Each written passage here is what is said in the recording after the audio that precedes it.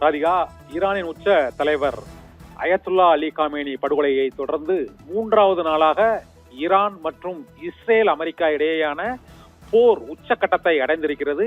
இன்று ஈரான் நாட்டின் நட்பு நாடான லெபனானில் உள்ள ஹிஸ்புல்லா அமைப்பினர் ட்ரோன்கள் ஏவுகணைகள் மூலமாக இஸ்ரேல் மீது தாக்குதல் நடத்தியதற்கு பதிலடியாக இன்று காலையில் பெய்ரூட் மற்றும் சவுத் லெபனானில் உள்ள ஹிஸ்புல்லா முகாம்களின் மீது இஸ்ரேல் ராணுவம் இன்று தாக்குதலை நடத்தியது. இதில் 31 பேர் உயிரிழந்திருக்கிறார்கள் என்றும் 149 பேர் படுகாயம் அடைந்திருக்கிறார்கள் என்றும் லெபனான் அரசு அதிகாரப்பூர்வமாக அறிவித்திருக்கிறது.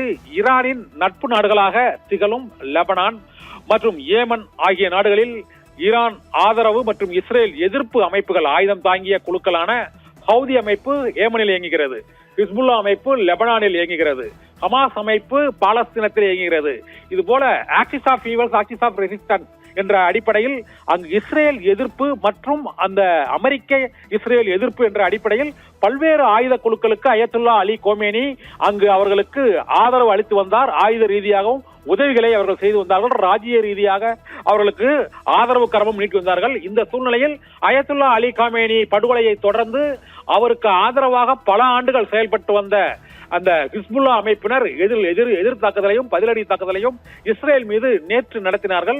இந்த தாக்குதலுக்கு பதிலடி கொடுக்கும் வகையில் இன்று லெபனான் மீது பெய்ரூட் பகுதியில் தெற்கு லெபனான் பகுதியிலும் இப்போது இஸ்ரேல் தாக்குதல் நடத்தி வருகிறது. இதன் உச்சமாக குவைத் மற்றும் பஹ்ரைன், அபுதாபி, இதே போல இஸ்ரேலில் டெல் அவீவ் உள்ளிட்ட பல்வேறு இடங்களிலும் சைரன் ஓசைகள் தொடர்ந்து ஒலித்துக் கொண்டே இருக்கின்றன. பொதுமக்கள் வீடுகளை விட்டு வெளியேற வேண்டாம், பாதுகாப்பான இடங்களில் இருக்க வேண்டும் என்று லெபனான் அரசும் பெய்ரூட் தலைநகரில் அந்த எச்சரிக்கை அறிவிப்பை வெளியிட்டிருக்கிறது. இதே போல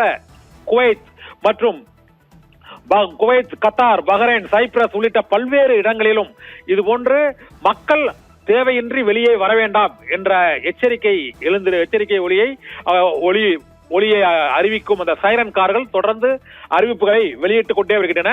வளைகுடா நாடுகளில் உள்ள அமெரிக்க கடற்படை தளங்கள் மீது ஈரான் இப்போது முழு வீச்சில் தாக்குதலை தொடங்கி இருக்கிறது. ட்ரோன் மற்றும் ஏவுகணைகள் மற்றும் பாலிஸ்டிக் மிசைல் மூலமாகவும் ஆப்ரஹாம் லிங்கன் என்று அழைக்கக்கூடிய அந்த கடலில் உள்ள கப்பல் மீதும் தாக்குதல் நடத்தியதாக கூறப்படுகிறது. இதிலும் பெருமளவு சேதமில்லை. பல இடங்களில் இடைமறித்து அந்த ஈரானின் ட்ரோன் தாக்குதல் மற்றும் ஏவுகணை தாக்குதல்களை முறியடித்து விட்டோம் என்று இஸ்ரேலும் அமெரிக்காவும் தொடர்ந்து அறிவித்து வருகின்றன. ஆனால் வரக்கூடிய காட்சிகளை பார்க்கும் பொழுது ஒரு F-15 அமெரிக்க போர் விமானம் குவைத்தில் விழுந்து நொறுங்கி இருக்கிறது. இதே போல குவைத்தில் உள்ள அமெரிக்க தூதரகம் மீது தாக்குதல் நடத்தப்பட்டிருக்கிறது. லெபனானில் இருந்து இஸ்ரேல் மீதும் தாக்குதல்கள் நடத்தப்பட்டிருக்கிறது. இன்று காலை ஜெருசலேமில் அங்கு ஒரு ஏவுகணை தாக்குதல் நடத்தப்பட்டிருக்கிறது. அது இஸ்ரேலின் அந்த ஏவுகணை முறியடிப்பு தடுப்பு சாதனங்களை எல்லாம் ஏமாற்றிவிட்டு அந்த ஜெருசலேம் நகரில் விழுந்திருக்கிறது.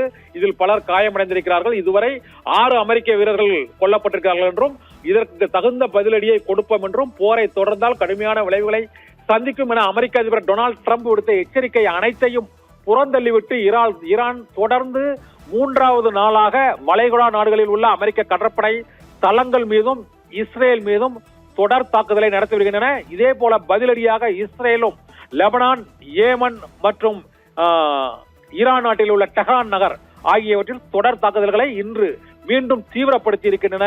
இதனால் இந்த போர் மேலும் 1 மாத காலம் வரை நீடிக்கக்கூடும் என்ற அச்சம் எழுந்திருக்கிறது. பல நாடுகளில் துபாய், அபுதாபி, குவைத் ஆகிய நாடுகளில் விமான நிலையங்கள் மூடப்பட்டிருக்கின்றன.